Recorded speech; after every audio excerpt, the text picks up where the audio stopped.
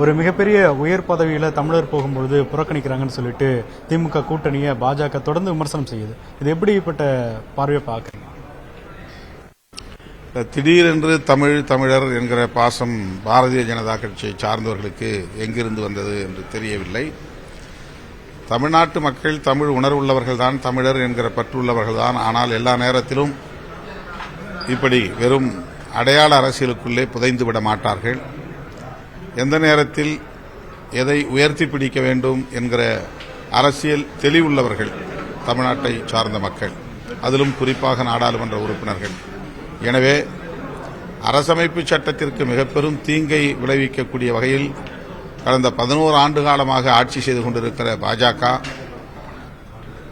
பொறுப்பிலே இருந்த குடியரசு துணைத் தலைவர் ஜக்தீப் தன்கர் அவர்களை கட்டாயப்படுத்தி பதவி விலக வைத்து வீட்டுச் சிறையிலே முடக்கி வைத்துவிட்டு இந்த தேர்தலை நம் மீது திணிக்கிறார்கள். இது இப்போது தேவையற்ற ஒரு தேர்தல்.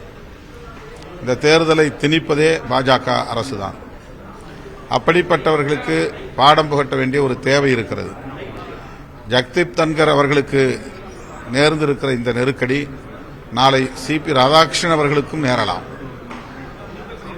அதுக்கு எந்த உத்தரவாதமும் இல்லை, அவருக்கு எந்த பாதுகாப்பும் இல்லை. அவர் பாஜகவுடைய கட்டுப்பாட்டுக்குள்ளே, RSS கட்டுப்பாட்டுக்குள்ளே இருந்து செயல்படக்கூடியவர்.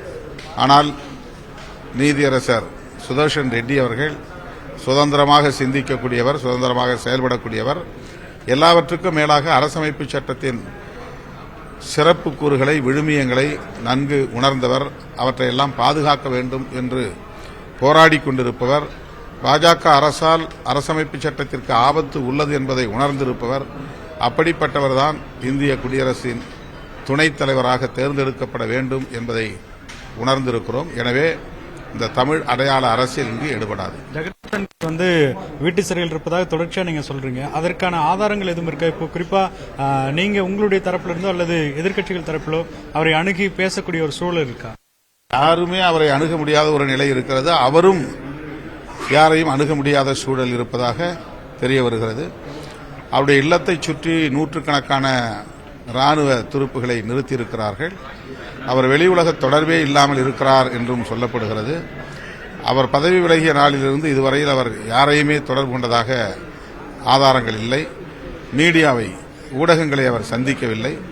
அவர் ஊடகங்களை சந்தித்தால் சுதந்திரமாக இருக்கிறார் என்று நாம் நம்பலாம். சமீபத்தில் ரொம்ப பரபரப்பா பேசக்கூடிய விஜய் மாநாடு, குறிப்பா அதிமுக கட்சி இப்ப யார் கையில இருக்குன்றதே தெரியல அப்படிங்கிற ஒரு குற்றச்சாட்டையும் வச்சிருக்கிறாரு.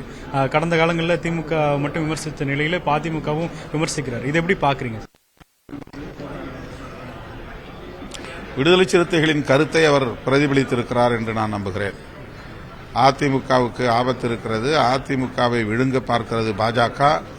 எனவே அதிமுக எச்சரிக்கையாக இருக்க வேண்டும் என்றெல்லாம் தொடர்ந்து நாங்கள் சொன்னபோது எங்கள் மீது அவர்கள் பாய்ந்து பிராண்டினார்கள், வன்மத்தை கக்கினார்கள். ஆனால் இன்றைக்கு விஜய் அதே கருத்தை சொல்லியிருக்கிறார். அதிமுகவினர் ஏன் மௌனம் காக்கிறார்கள் என்று தெரியவில்லை.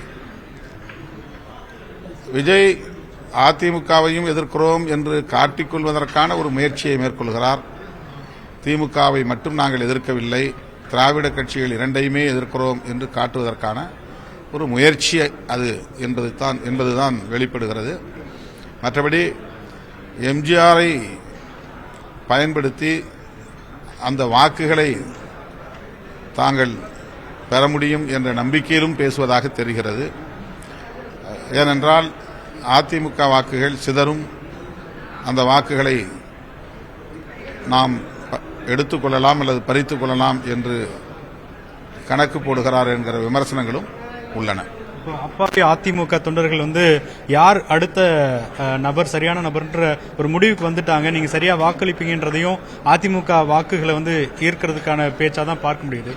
அதிமுக ஒரு சரியான நிலைப்படுப்பு நீங்க சொல்ற மாதிரி RSS பின்னணியில அதிமுக இருக்குன்னா அப்ப அவங்க யாருக்கு வாக்கு செலுத்துவாங்கன்னு பாக்குறீங்க?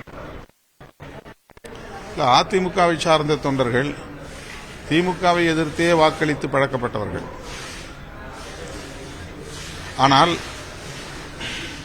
நாடாளுமன்ற தேர்தலில் அதிமுகவுக்கு போதிய வாக்குகள் போய் சேரவில்லை, சிதறி இருக்கிறது.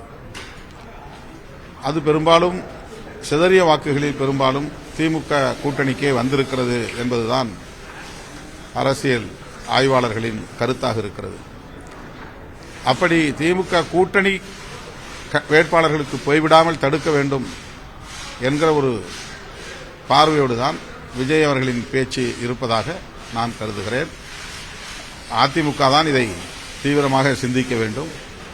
தங்களுடைய வாக்கு வங்கி சிதறாமல் பார்த்துக் கொள்வதற்கு அவர்கள் பாஜகவிடமிருந்து தங்களை மீட்டால் மட்டும்தான் அது முடியும் என்பதை உணர வேண்டும். இன்னைக்கு பாஜக தலைவர் நயினார் நாகேந்திரன் இனி கூட்டணி விவகாரத்தில் எல்லா முடிவும், அதாவது ஆட்சி அமைத்தால் கூட யாருக்கு பங்கு அப்படிங்கிற முடிவை கூட எடப்பாடி பழனிசாமி தான் எடுப்பார், அவர் தான் முதலமைச்சர் வேட்பார்னு சொல்லிட்டு ஓப்பன் டிக்ளேர் கொடுத்திருக்கிறார்.